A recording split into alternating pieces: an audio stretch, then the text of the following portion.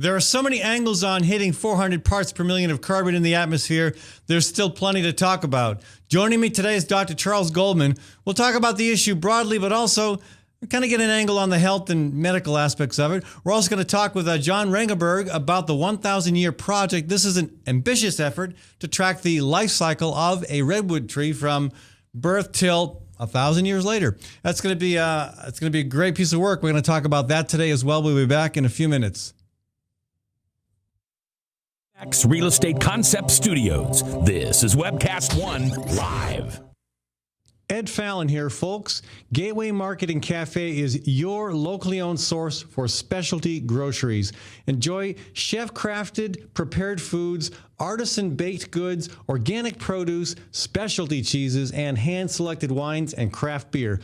Visit the lively cafe for breakfast, lunch, or dinner 7 days a week. Gateway Market is centrally located on the corner of Martin Luther King Jr. Parkway and Woodland Ave. Stop by or visit www.gatewaymarket.com for more details. That's Gateway Market, folks. Good food, great community.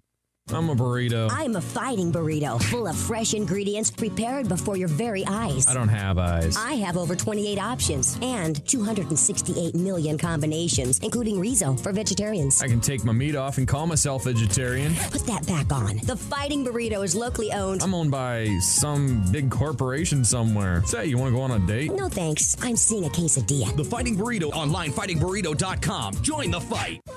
This is Dr. Holding of the Story County Veterinary Clinic. For 15 years, we have been spaying and neutering feral cat groups at affordable prices. Wild cats destroy game birds and songbirds. A single female cat can produce over 4,000 kittens in 7 years. The shelters are full, so unwanted kittens will be put to sleep. Your cats will stay home and stay healthy. Call us for all your dog and cat needs at the Story County Veterinary Clinic between Ames and Nevada on Highway 30, 1 mile east of Interstate 35, 515-232-8766. Local farms, global flavor. That's the secret to Hawk's growing popularity. The best meals begin with the best ingredients, and 90% of Hawk's ingredients come from local farms. In addition to seasonal fruits and vegetables, Hawk features grass-fed beef and lamb, and pasture-raised chicken and duck, all raised without hormones, steroids, or cages. The coffee is fair trade, locally roasted, and Hawk's House liquors come from right here in Iowa. Hawk's owners go the extra mile, composting organic waste and recycling. For more information or to make reservations, visit hawktable.com. That's HOQ table.com. With warm weather finally here, it's time to think about upgrading the efficiency of your furnace and air conditioner. Leonard Tinker Heating and Cooling has provided honest, competent service for over 20 years. Whether it's your home or business, for repair work or to install a more energy-efficient furnace or air conditioner, call Leonard Tinker at 263-0422. That's 263-0422. For honest, competent heating and cooling service, call Leonard Tinker at 263-0422.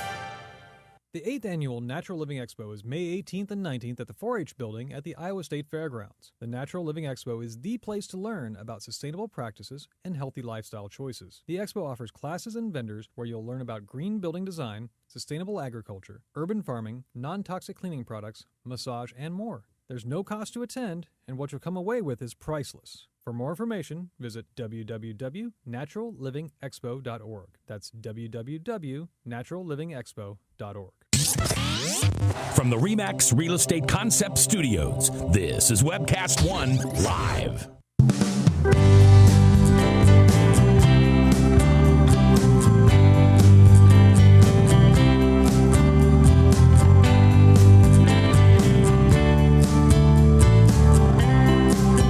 Oh, yes. Put on my fancy headgear here so I can get the most out of my Brother Trucker tune there. Kicking off our conversation today on the Fallon Forum.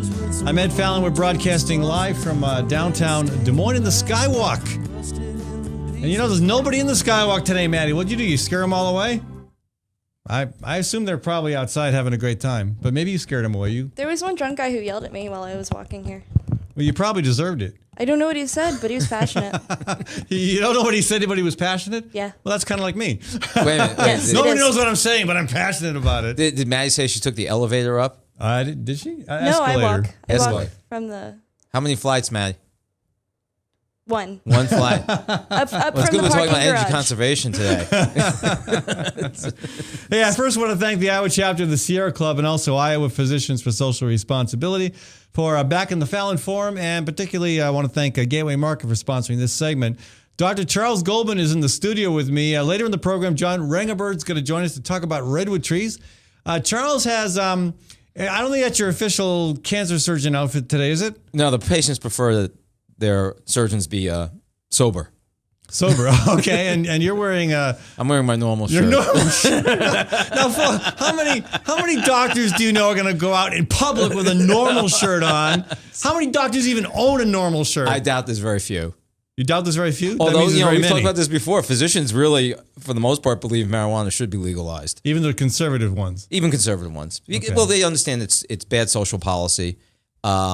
And it's bad medical policy. Yeah, I mean, it has uses, and we're not being allowed to investigate them because of the moronic drug laws in the United States. Not only do you wear one out in public, you wear it on a talk show viewed by, on average, 1,400 people. That's so right. kudos to you, Dr. Goldman. But let's talk about something a little bit bigger and badder than that issue even.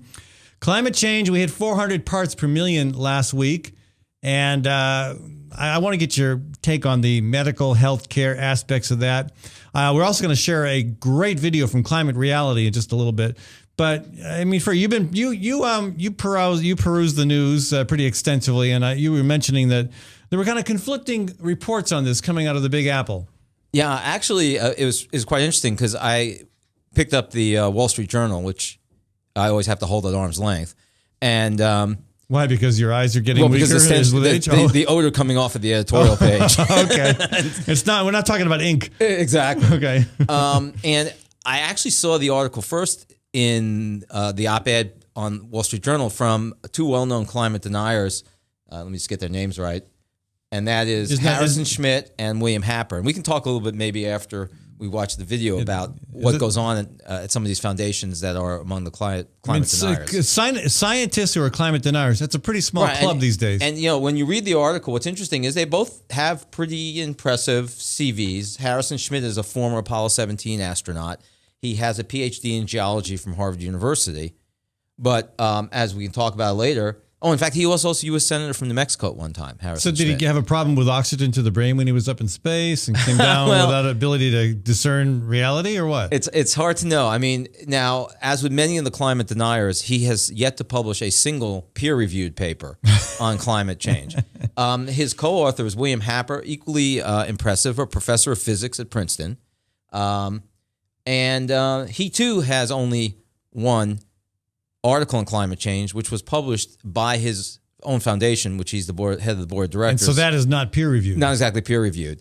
But they wrote an article in the Wall Street Journal. I don't think they even realized that the New York Times was going to have the 400 parts per million article that day or the next day, in which they were talking about the benefits of high CO2 in the atmosphere. And they were pointing out that plants grow a lot better. They were speaking on behalf of trees across the world. Well, no, actually, that's exactly right. They were talking about C3 and C4 plants, and why certain plants will grow advantageously under higher CO2 conditions, which is absolutely scientific. So the redwoods we're going to discuss later, instead of being like incredibly tall, are going to be twice as tall. Well, I don't know the redwood's photosynthetic mechanism. They were talking mostly about fairly common crops. All right, but they were pointing out that it's not a bad thing as far as agriculture is concerned. But that's just one little snippet. Well, it's one of their favorite arguments. Yeah, but it's a ridiculous argument because you don't take into consideration the big picture: the increased droughts, the increased floods, the stronger tornadic activity, the pests that now thrive in areas where they used to never exist before,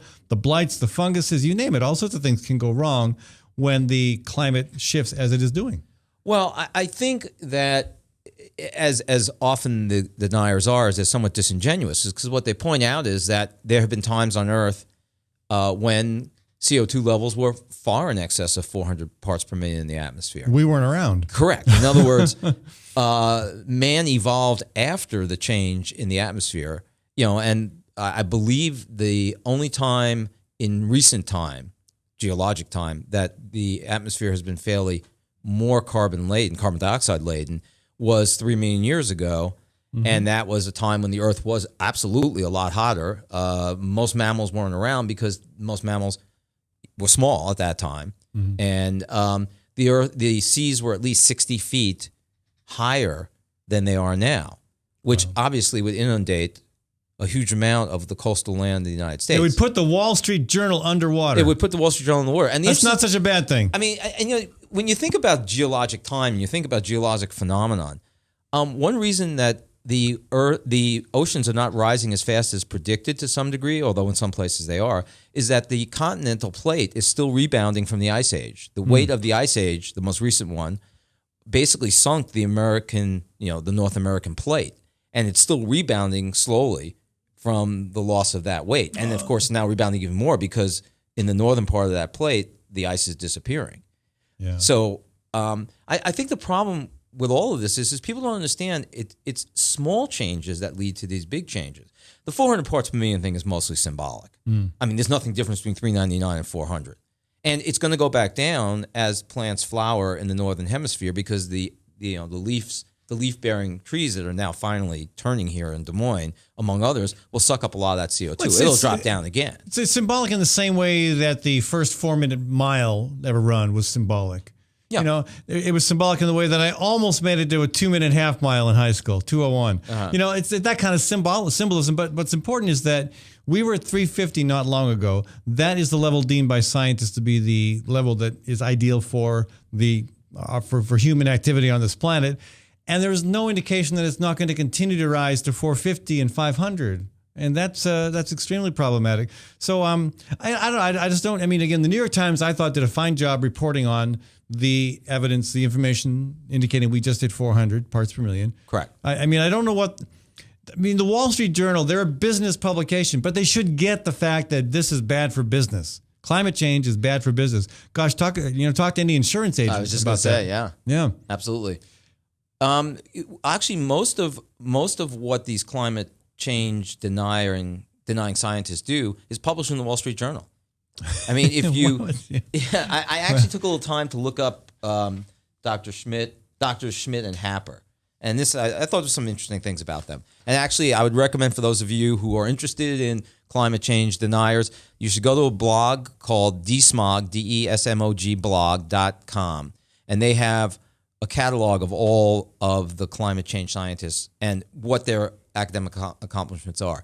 So, for instance, Harrison Schmitt, the astronaut, senator, PhD geologist from Harvard, is on the board of the Heartland Institute and the Annapolis Center for Science-Based Public Policy. Now, the Annapolis Center... Sounds great. Right. The Annapolis Center for Science-Based Public Policy denies the link between air pollution and asthma, does not think that there's any real problem with the amount of mercury in our environment. And they don't think cigarettes cause cancer. Well, they don't go that far, but they also don't they probably would have 10 years ago. They would if they got a contribution from the right companies, like Altria. And they believe that there is no danger to the pesticide-laden food that we eat. So these are people who are denying basically for large industry anything that might lead to, what we all never want is regulation from the government or class action lawsuits. Right. The Annapolis Center operates with money from, among others, $1 million in grants from ExxonMobil. Not a surprise. Right. No conflict of interest there. Right. And so Dr. Schmidt has, as I said, 0 peer-reviewed articles on climate change. Dr. Happer is the chairman of the board of directors of the George C. Marshall Institute and was in the Department of Energy from 1991 to 1993. He has one publication on climate change. Right. And that's in a journal that was generated by the George C. Marshall Foundation. And both of them publish a lot in the Wall Street Journal, a well-known scientific journal. I generally go there in People for my scientific reading. So one of the big articles in 2012 was an article that Happer, Schmidt, and it was like 15 authors who were on this article, in the op-ed of Wall Street Journal, once again making the same argument. CO2 is good for plants. We need to make more food, It's a crowded planet. It's been worse in the past when we weren't here 3 million years ago. 4 of the myriad authors on this article had any peer-reviewed publications on climate change. Only 2 had published anything within the last 30 years. Wow. And half of the people on that list had gotten direct funding from ExxonMobil or other energy companies as part of their science. Folks, if you'd like to tune into the Fallon Forum, give us a call if you'd like to be a part of the conversation at 244-0077. You can, again, tune in online. If you're watching, you're probably on the Fallon Forum website. There are other places to go to watch this as well, including the Webcast One website. And again, call us at 244-0077 if you want to tell Charles how sharp he looks in his normal ISU T-shirt, which I believe is now becoming the official uniform of surgeons at Mercy Hospital, correct? Oh, I wouldn't say that. Oh, okay. I made I made that part up entirely. Actually, the reason I wore this is because if I wear greens, I disappear into the background here. Yeah, but as of next week, you will be able to wear green. I'm going to celebrate on Monday. I think we're going to have the new studio ready to go. You can wear green till your heart's content. Oh, great. Okay. Yeah. All right. So, folks, give us a call if you like. I want to show a clip from Climate Realities. Actually, we're going to show you the whole video. It's only 2 minutes long, 2 minutes and 30 seconds, I believe. It's really powerful, and it talks about the financial aspects of climate change. It talks about just how much climate change is already costing us.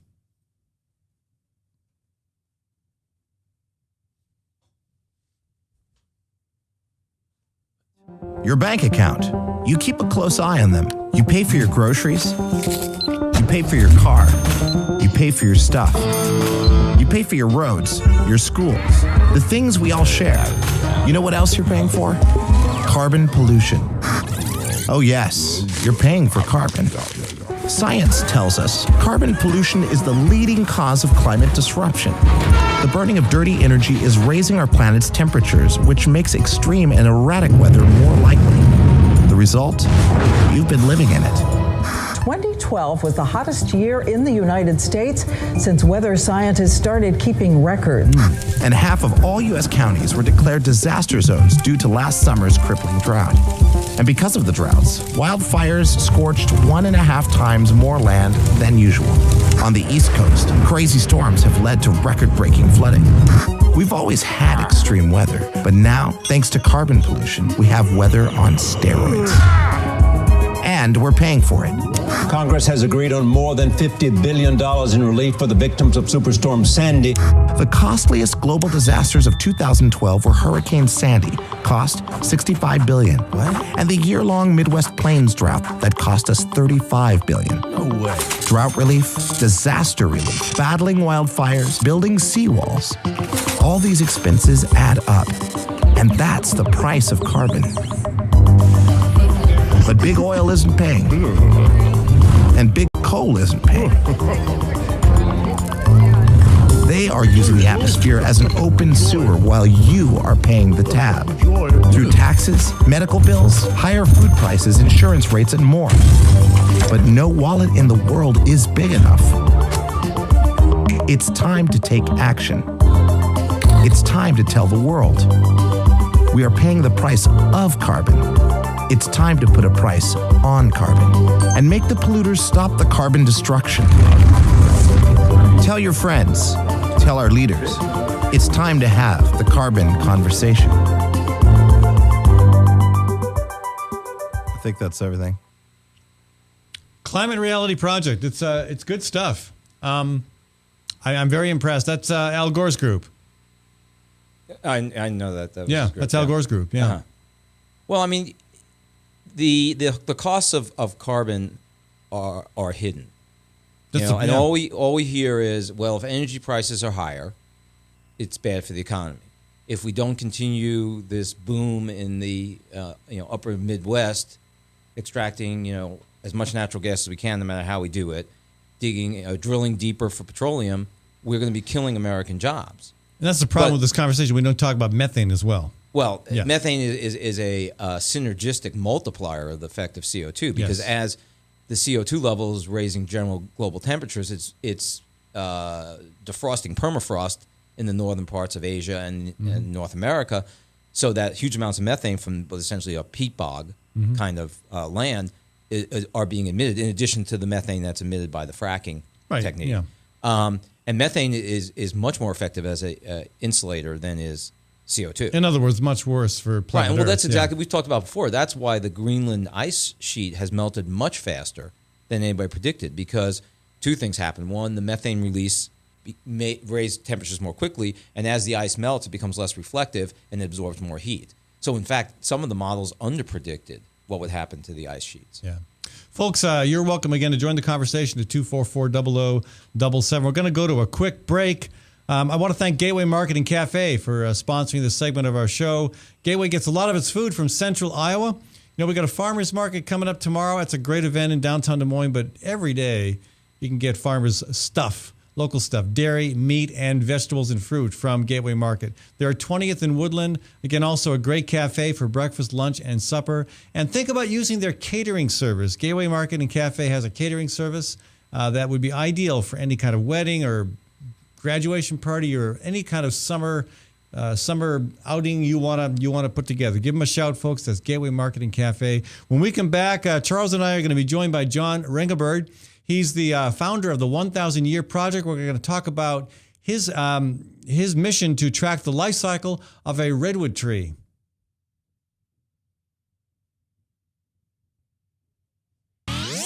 From the RE/MAX Real Estate Concept Studios, this is Webcast One Live. Drug and alcohol addiction slowly steals a person's identity, tearing away pieces of their life little by little until one day it seems like the hope of a happy future is gone and there's no chance of getting it back. Here at St. Gregory Retreat Centers, we can assure you that there is hope. Our unique approach to recovery begins with the understanding that the dysfunction and damage caused by addiction can be overcome, not just dealt with. Don't let another day go by. Call St. Gregory today.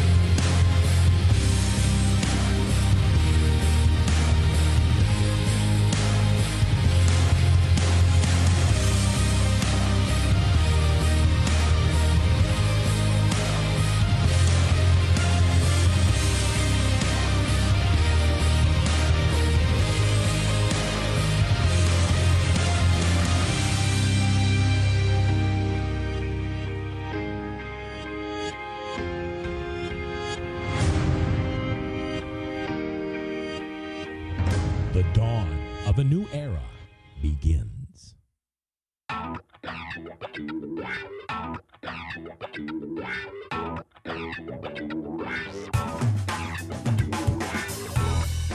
Well, good morning. This is the 7th of June in the Lord's year 2010, and this is day one of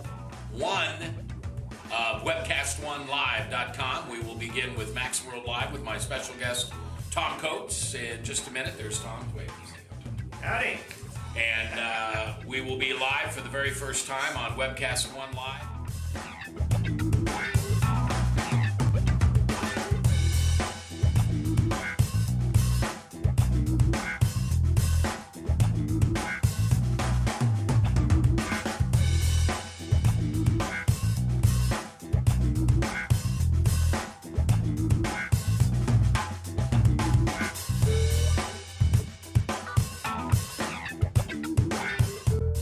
Someday we're going to look back on this and say, gosh, remember that old day in history? Wonder where Walter Cronkite was. He must have been around hanging there too. But actually, it's the beginning of Webcast One Live. And thank you for listening. Thanks, Rob Spearman, and everybody who's put together this project together. And we're ready to go live now. So thanks for listening to MaxWorldLive.com.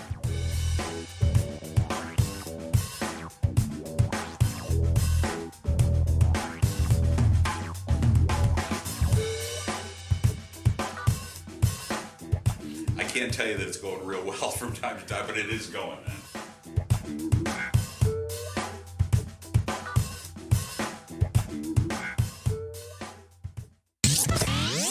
From the RE/MAX Real Estate Concept Studios, this is Webcast One Live.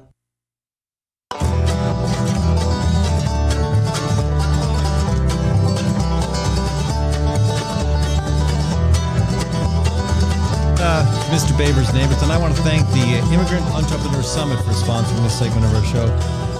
That's an event coming up on November 9th at Drake University.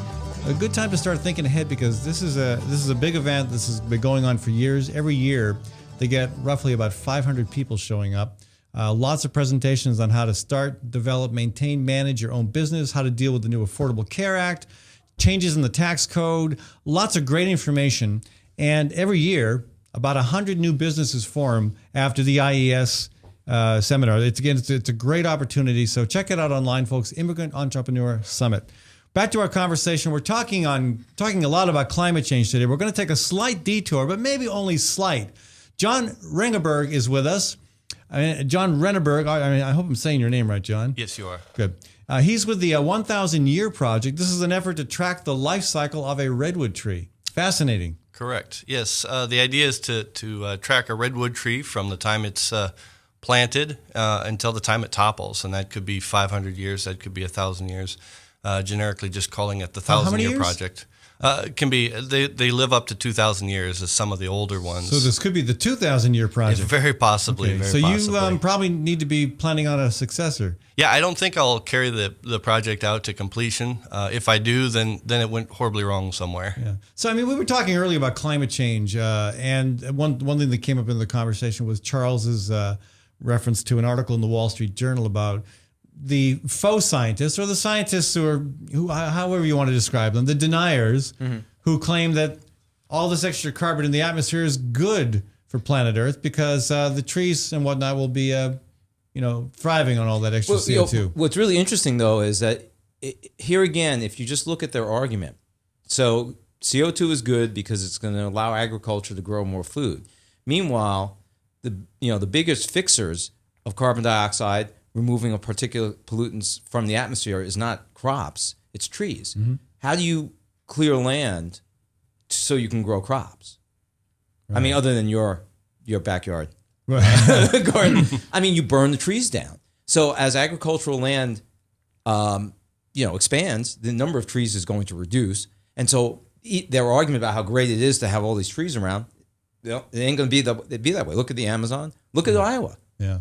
This non-differentiated, environment we live in used to be a flourishing prairie with multiple kinds of eco niches. So have you thought, John, about how climate change affects redwood trees? So do we have some information on that already? Maybe. Well, redwood trees do most of their growing within the first century. So the first 100 years is when they gain most of their height. Roughly about 3 to 10 feet a year. 3 to 10 feet a year? Yeah. Wow. After that, they sort of slow down as they mature around the 300 to 350 height range. So any impact would be primarily during their early stages of life. So it could have an impact. And tracking that through photos, the plan would be to at least do a daily photo, tracking soil nutrients, weather, contaminants in the air, anything like that, moisture, and then hopefully also tracking inhabitants of the tree from a day-to-day. So it would require somebody like that Gallian butterfly there. who lived in one for a while to protect it from getting cut down?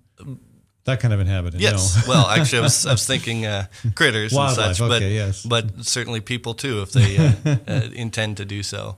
But any climate change that has a significant impact on it will be in its early stage of life. So you again, this is I'm not sure I've ever heard of a more ambitious project. I thought organizing 1,000 people to march across the country next year, demanding action on climate change, was ambitious, but planning to chart the entire life cycle of a redwood.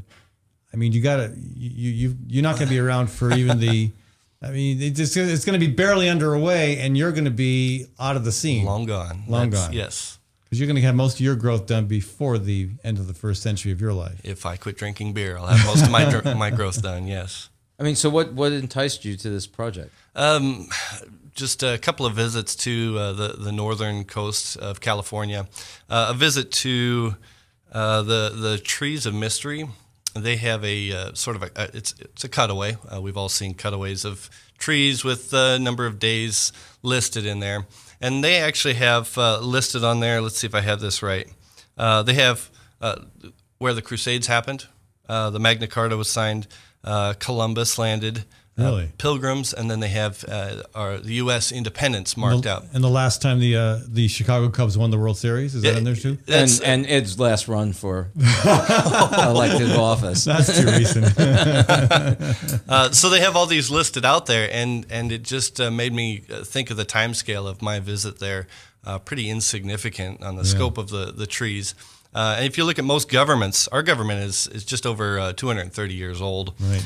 Most of the governments have declared independence or changed their format of government within the last 1,000 years. And when I say most, I mean, from what I could tell, it was close to 95% or more. So I would think somebody from, do you have people out there on the West Coast who live closer to the redwood forest who are working with you on this? Well, not yet.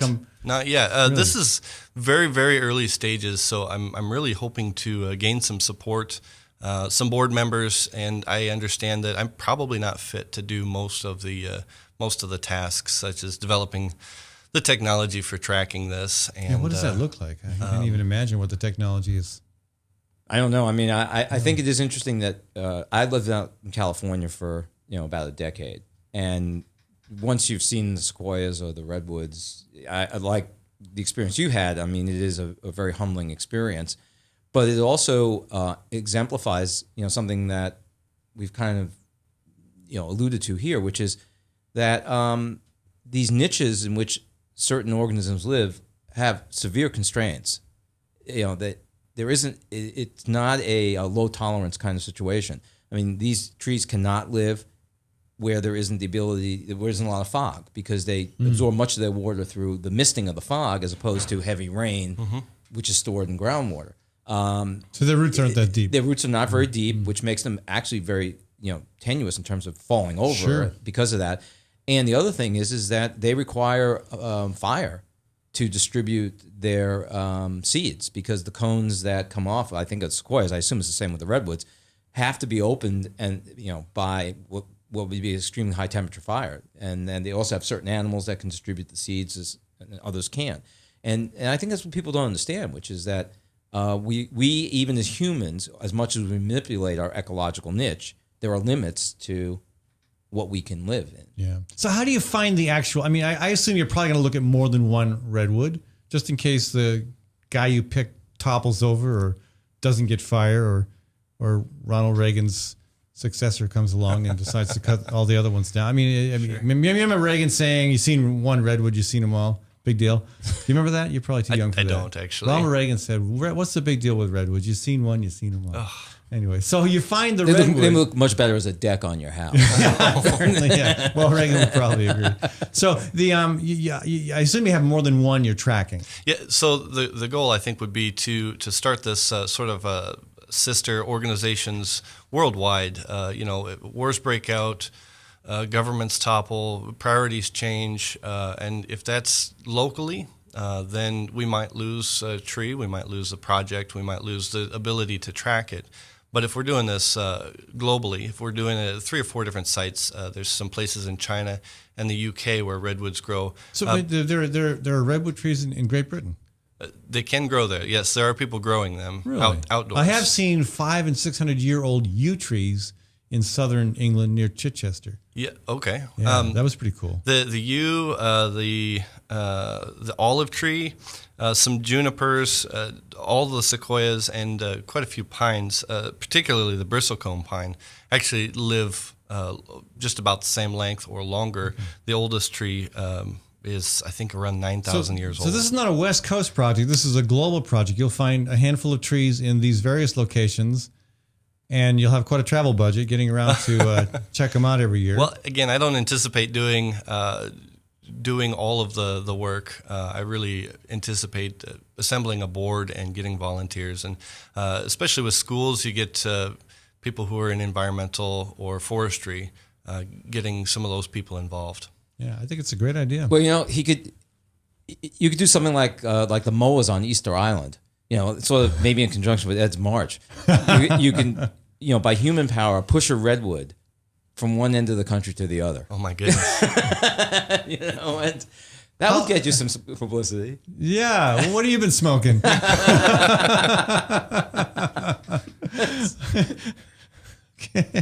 don't don't even know where to go. Or you could hollow it out and sail it down the Mississippi River. True. Yeah. That'd be one big canoe. Yeah, one big canoe, yeah. Well, I mean, so if folks want to get more information about this, more involved, what do they do? Yeah, actually the website, it's 1000yearproject.org or com, either one. It's 1000 year project. Year is singular, not the word 1,000 written out.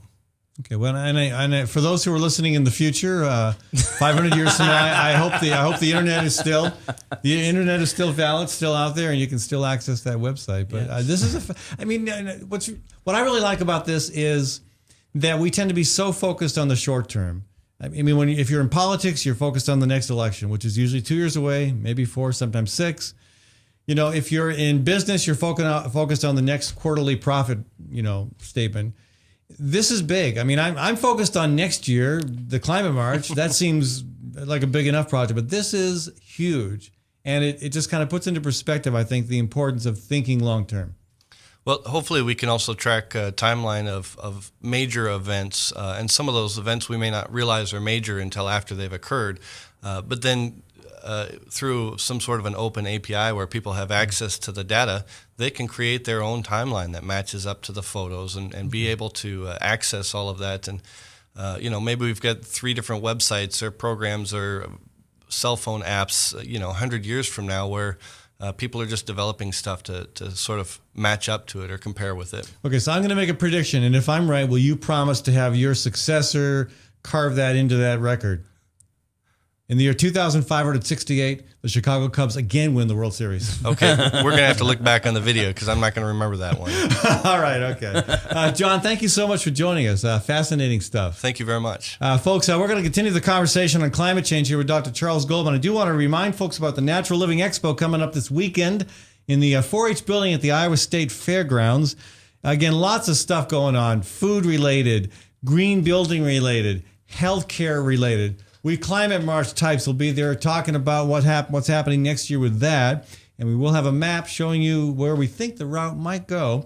But also entertainment, music as well. John Burns will be performing on Saturday along with Ben Williams. You've got Mary McAdams on Sunday. There's a whole bunch of stuff going on the one of the performance stages. So again, check out that part. It's free, by the way, no admission. What you take home is what you get from the various vendors that you will be, I think, impressed with. That's the Natural Living Expo at the Iowa State Fairgrounds 4-H building, Sunday and Saturday as well. I'll be back in a minute. From the RE/MAX Real Estate Concept Studios, this is Webcast One Live. Last year, the Immigrant Entrepreneur Summit attracted over 460 people from 43 countries. This year's summit is November 9th at Drake University. Every year, more than 100 companies are formed by summit attendees. This year, 15 seminars will be taught answering questions like, what do you do when the IRS audits your business? Register now for this year's Immigrant Entrepreneur Summit online at iesusa.org. That's iesusa.org. Located in the heart of Beaverdale, Tally's offers speedy and affordable rooftop lunch, catering for events both large and small, innovative cuisine, as well as vegetarian and gluten-free menus. Come to Tally's for live music, dry-aged steaks, Sunday brunch, and all-you-can-eat ribs every Monday night. Tally's Restaurant, Bar, and Catering at 2712 Beaver Avenue. Call 279-2067. That's 279-2067. Times are tough, and most people are just trying to make their cars last a little bit longer. That's why you should know about Sargent's Garage in Des Moines. You can trust Sargent's to make the right diagnosis and give you a fair price. Whether it's a routine oil change or a major repair, Sargent's always does outstanding work. So don't give up on that old car just yet. Call Sargent's Garage at 246-8149. That's 246-8149 for Sargent's Garage. Nestled in the heart of downtown, Ritual Cafe is one of Des Moines' most unique places, offering a wide variety of coffee and tea. Ritual Cafe also serves the only all-vegetarian menu in town. And Ritual Cafe is a cultural hub for artists and musicians, with a performance stage hosting local, national, and international talent. Make Ritual Cafe a part of your daily ritual. On 13th Street between Locust and Grand in downtown Des Moines. And check out ritualcafe.com. The 8th Annual Natural Living Expo is May 18th and 19th at the 4-H building at the Iowa State Fairgrounds. The Natural Living Expo is the place to learn about sustainable practices and healthy lifestyle choices. The expo offers classes and vendors where you'll learn about green building design, sustainable agriculture, urban farming, non-toxic cleaning products, massage, and more. There's no cost to attend, and what you'll come away with is priceless. For more information, visit www.naturallivingexpo.org. That's www.naturallivingexpo.org. I love driving to Newton to see the races. Me too, but I only have to drive across town. You live in Newton? Yep, Newton's got small town charm and it's close to Des Moines. I love the safe, friendly neighborhoods and family-owned businesses. And Newton's wind energy industry is really taking off. How'd you find your home? Dan Kelly with First Choice Realty. And Dan helped me find my office too. Next time, instead of just speeding by, I'll stop in and check out Newton. Why don't you check out Newton? Call Dan Kelly at 641-521-9260 or Dan Kelly at mchsi.com. From the RE/MAX Real Estate Concept Studios, this is Webcast One Live.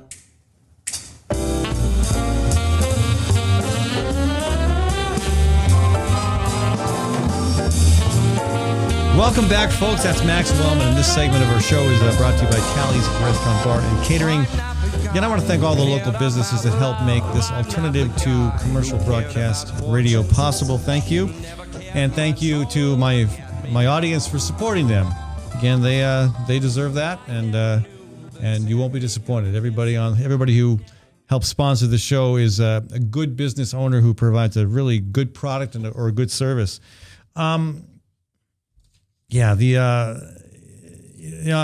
We're talking more climate change here, but I got to tell you, I'm just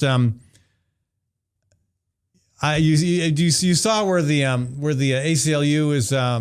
Well, actually, there's two articles that Ed gave me something out of the Des Moines Register. The people in the news section. There's two things here I thought were interesting. One will be the ACLU one I'll talk about in a minute, but the other one is this one that Ed missed, and that evidently singer Andy Williams. Andy Williams, you remember him? Oh yeah. He had an art collection that was worth $46 million.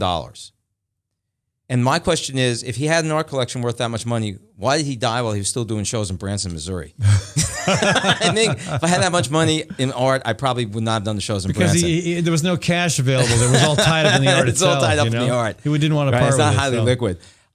Evidently, and we'll have to talk to Ben when he comes next Friday to talk to us about why corporate speech is the same as yours and my free speech. Evidently, the ACLU is lobbying for the gay couple on Modern Family to get married. Yeah. Okay? I think how delicious is that? The ACLU issues a press release. They're appealing to the fictional characters. The fictional family. I don't know who they're appealing to because the family is fictional. Right. To draw attention to the issue as it awaits the Supreme Court decisions. And they want supporters to RSVP the wedding online. I think it's brilliant. I think it's brilliant. I think it's. I'm trying to think. Are there TV shows that I could focus on in terms of a press release to encourage those fictional characters to join the Great March for Climate Action next year? Well, I haven't really thought about that. I haven't either, and I probably won't spend much time thinking about it. But well, who would you like to have along? Flo. Charlie Sheen? No, the gal who does the progressive ads. Insurance rates are going to go up with climate change. So Flo will probably be pretty gainfully employed. Yeah. Or maybe she'll lose her job because rates are so high they got to cut advertising. I don't know. So Flo could be a good spokesperson for this. You got the Jones for Flo. All right, we're switching. She's a comedian, I believe. Comedian? Yeah, I think she is. She is pretty funny. Yeah, but I think so. She kind of came from the stand-up world, and now, of course, everyone sees her as an insurance salesperson. Well, or a funny one. So right. Well, they probably think she does sell insurance. It's the American public. Yeah, that's right. That's right. Yeah, okay. All right. Anyway, enough of that. Climate change. Climate Reality. A great video they put out, and you can check out more about their work online. ClimateReality.org, I believe. And the video talked about the cost of climate change, how much we're already paying, the $65 billion tab for Hurricane Sandy, the $35 billion tab for drought relief, and that big chunk of that went to Iowa. I mean, the price tag on climate change is out of sight already. And that's not the only part of it. But the problem is if you use, extreme events to sell the argument of climate change to the public, you end up with the blowback when you have the opposite extremity. in terms of when it's, so you talk about, everyone for a long time called it global warming. And then when the winters got colder, everyone said, well, what's this global warming? I think it paints a picture for people, which is that this is more a subtle process than such an obvious one. Yeah. I mean, for instance, it doesn't take much to change the weather in terms of raising the temperature in the ocean. The hurricane severity that we're seeing was entirely predictable without going out to the whole model. But people who were oceanographers and hydrologists and everything else could have predicted that with the Gulf of Mexico almost 2 degrees warmer than it was 50 years ago, that you would in fact have these storms. So it's not that they're going to a computer and they're coming up with these models because they already have decided that the model shows that global warming is occurring. What they're saying is, if you see this happen, and it's not a big difference, only a couple degrees in the temperature of the water in the Gulf, you will get these storms. Right. And that's the problem. People don't understand the process is subtle, and the process is synergistic. For instance, same thing. The ocean, 2 degrees warmer, you start bleaching out the coral. Yeah. Okay, well, so people say, great, all right, so what? So when you scuba dive, you're not going to have such a pretty, panorama to look at. The problem is that most of the prey fish, yes, they depend on live Yep. in the coral reef, and they depend on the coral reefs. So as soon as your prey fish begin to diminish, well, then your higher level tuna and others start disappearing. And I think that's what's so hard for people to understand. It's like chaos theory. A butterfly flaps its wings in South America, it gives you a storm in New York. To some degree, that's the way it is, or whatever it is, right? And I think it's always very hard to sell something so gradual, so in the future, as you're pointing out. Yeah. And so, well, it's not in the future anymore, though. It's here. Well, but for the people right now, they're seeing only the big events, and I don't think they're seeing the everyday price. Well, I think the important thing is that we have both climate change and global warming. The planet is warming, and the climate changes in various ways in response to that. We have more severe storms, but we also have crazy stuff like what Sioux City saw 23 degrees earlier this month, Mm-hmm. and last week it saw 104 degrees. I mean, just crazy stuff. We see, the previous record of snowfall in Des Moines in May, 1.1 inch, shattered 6.9 inches. I mean, you see crazy things like that. Mm-hmm. So it isn't always more warmth locally, temporarily, periodically. It can be colder. It can be more snowy. There's all sorts of possibilities. And I think that's what confuses people who just hear global warming and think it should be hotter all the time. Right. And because in some ways, people look back on last year in Iowa and think, what's so terrible about global warming? In March and April, it's warm. Doesn't snow very much. It was a pretty pleasant year. Yeah. Last March was one of the nicest Marches we've ever experienced. Right. It was also one of the worst growing seasons in Iowa in decades. Yeah. It was not too bad for tomatoes, by the way. Oh, sorry. Okay. Yeah. And artichokes might have done well. No, artichokes suck no matter how you cut them in Iowa. I mean, they just don't. They're not meant to grow here. I put an artichoke up on my Facebook page, folks. You can go check out that artichoke and see what an artichoke should look like. I mean, I dumped one of them on Charles, and he's trying to grow that. I suckered him into it's doing fine inside. Is it doing fine inside? Yeah, we're going to put it outside this weekend. Maybe that's what I need to do, just start growing them inside. All right. Well, the other thing is that things happen that you couldn't have predicted. For instance, if the North Pole ice sheet melts, what happens? Well, it is happening. It is happening. But now what's the result of that? It increases the ability to trade across the sea route through the North Pole, which increases consumption because things can be more readily and cheaply sent by that route. At the same time, it opens up more areas for exploration for hydrocarbons. And so the process, just gets worse and worse and worse. Well, I mean, beyond that, it also, you mentioned the temperature in the Gulf being 2 degrees higher. In the Arctic, it's 8 to 10 degrees higher because of the ice caps reflect the solar light, the solar. Right, but as they're no longer ice, then you have a darker ocean absorbing the light, creating even more warmth, melting even more ice. Right. I mean, it's really. I had a very fascinating lunchtime discussion yesterday with a guy who sailed through the Northwest Passage in 2007, and ever since that was the first time you could do it. And since then, you've been able to do it every year. Well, I think people aren't educated as to how tenuous human life is on this planet. And that there are things that seemingly are very minor that have allowed humans to continue to exist on this planet. I mean, something as seemingly meaningless as the fact that ice is less dense than water. Because if ice were not less dense than water, it would have sunk to the bottom of the oceans at the last glaciation period. That would have removed almost all the oxygen from the oceans, which would have killed almost all marine life. So it's a seemingly relatively minor thing. And remember, water is the only substance on Earth that expands. That contracts as it gets solid, and it is less dense than its liquid state. And that is a unique quality of water which allows us to survive on this planet, which is why, of course, when they talk about looking for exoplanets, they're talking about Goldilocks planets, because you're right, you have to have conditions exactly right to have any kind of life. Otherwise, you end up with Mars. Mars lost its atmosphere because its core cooled. And the Martians all moved away. That's right. they. So, I think the problem is that for short-term gain, which is we live more comfortably because there's plenty of energy available, the future becomes much more uncertain. And that's what I have trouble with. I mean, you have people out there talking about their children, their grandchildren, and everything else, but really a lot of them are politicking, or they believe in the politics of me, me, me.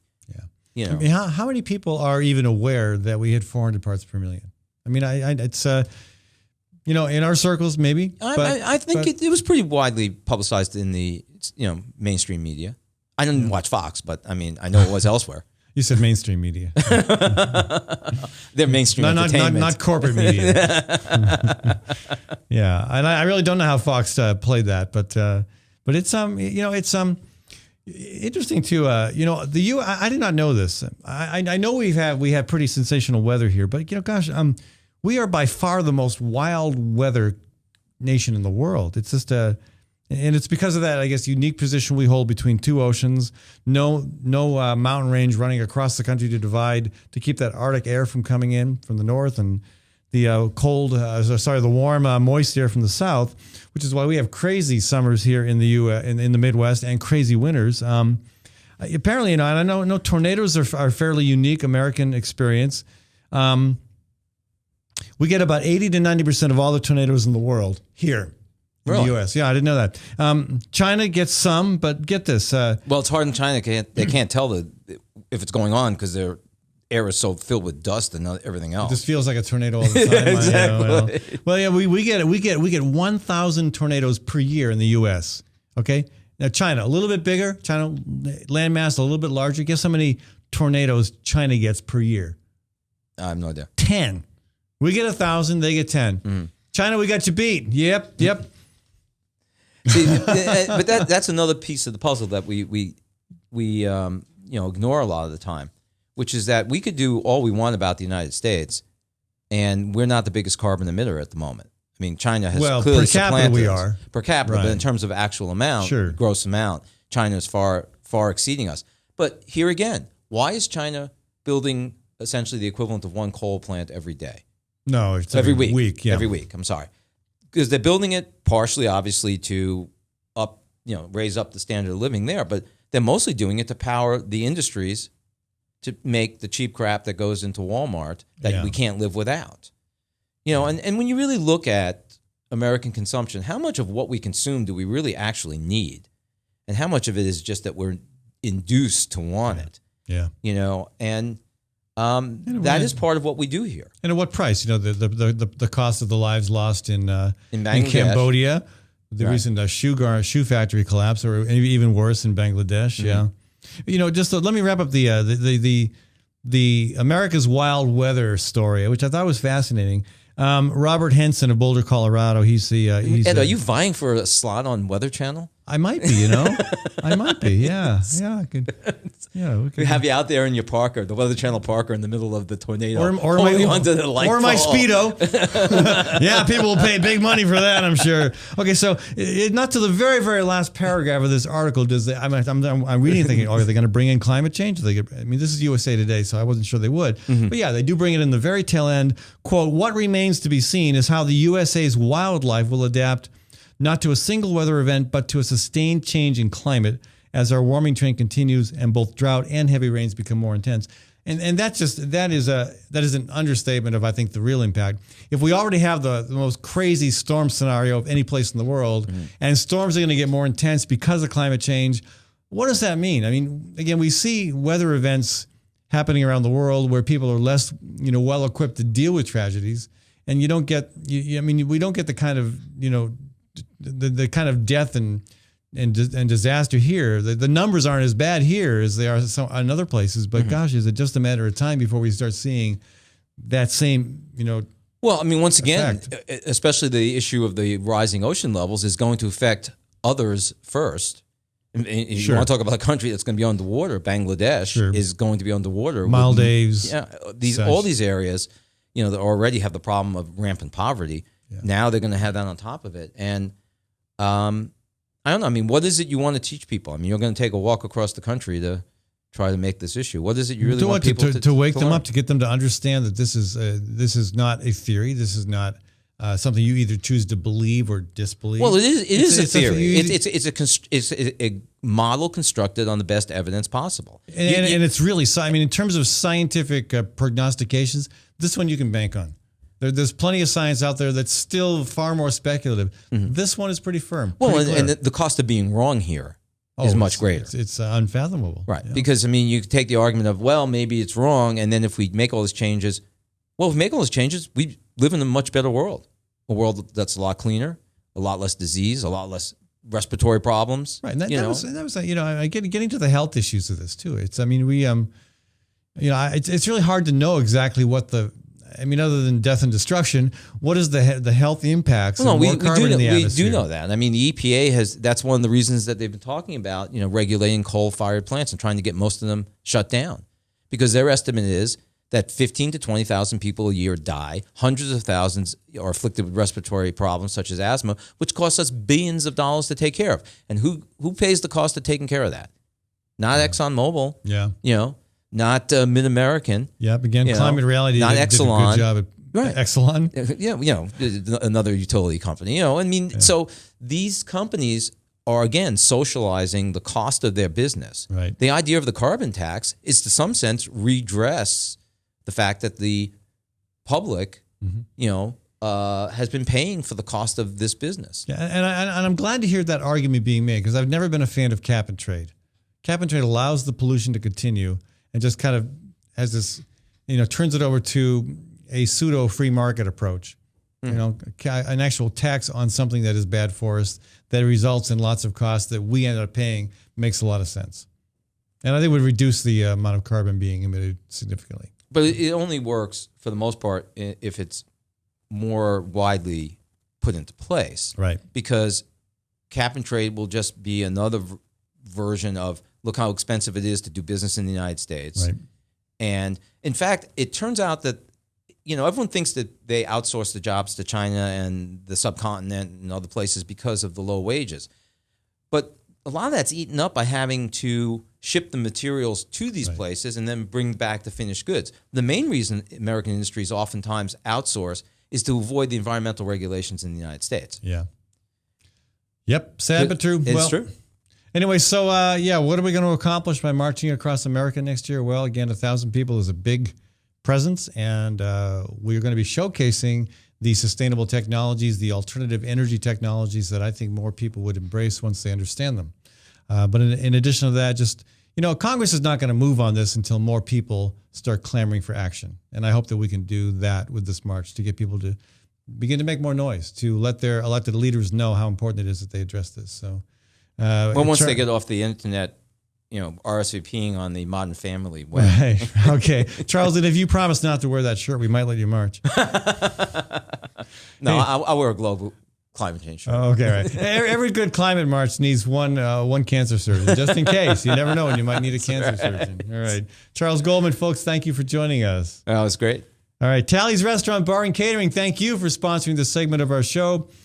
Tally's now has their outdoor seating available. Again, 2 locations. On the rooftop, you get a great view of Beaverdale, and right on the street level as well. Owner Robert Sanda does a lot to make sure his food is high quality. You get some fantastic, if you like bacon, they've got incredible bacon from a farm up in Blackhawk County. Again, they do some local stuff and a lot of very creative stuff and some very innovative specials as well. Check them out, folks. Tally's Restaurant, Bar, and Catering in downtown Beaverdale. I want to thank the folks organizing the $1 Million Marathon. This is a great event coming up starting June 21st. It's a cross-country trek to raise money for cancer research. You probably know about this, Charles. I hadn't heard about this, no. $1 Million Marathon. It's sponsored by Above and Beyond Cancer. This is Dr. Deming's foundation. So maybe he'll talk you into running a stretch of the marathon as well. I doubt it. Maybe not. Okay. Well, anyway. I don't run. You don't run. At least not toward anything. It's 160 separate marathons, each passing the baton to the next one. 4,000 miles coming through Iowa. Again, it's a great visual of how important that issue is, and a wonderful opportunity to raise money for a very important cause. Also, folks, June 7th is the Matthew Shepard Dinner. This has been going on for a while, and this year's dinner is particularly special because the parents of Matthew Shepard will be there to provide the keynote address. Alicia Claypool will be receiving an honorary award. It's a great event, folks, right here in Des Moines. Check it out. More information on my website, the Matthew Shepard Dinner on June 7th. I want to thank Maddie Arrington for producing this show, and I want to thank Webcast One Live for this studio. I will see you on Monday, and don't forget to check out the 1,000 Year Project, folks, online. John Ringenberg's effort to track the life cycle of a redwood tree. I'm Brian Leach, owner and general manager of Service Legends. I brought along a couple of the home comfort heroes. Hi, I'm Tammy Wells. I am Nick Wondershide. I am administrative manager. I am the senior technician from Service Legends. It seems like every good thing, when you feel it to the bone that it's good, there's a lot of hard work put behind it. I don't think that you can fake it and have it turn out good. You know, if we seem like, okay, that's just weird, it's just a furnace, why would you believe so deeply in a furnace? It's not just that, you know, we want to show the world that you can have good service. Yeah, I mean, it's got to be, it's your home. You know, it's built into our daily trainings, it's built into our culture, that we're going to do whatever it takes to have each client say they love us, period.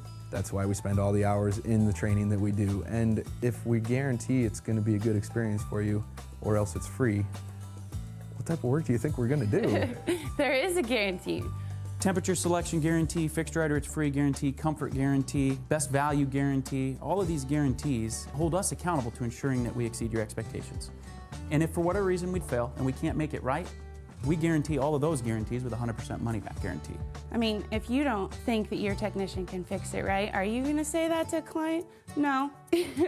You don't have to worry about having a technician come to your house. We drug test, background check all of our team members. We put safe people in your home. Each and every one of our service techs, 400 hours a year in training. You tell it the minute they walk in the door. They know what they're doing, they've done their homework, and they actually truly care about what you want. Because at the end of the day, you're the person that makes sure I have a job.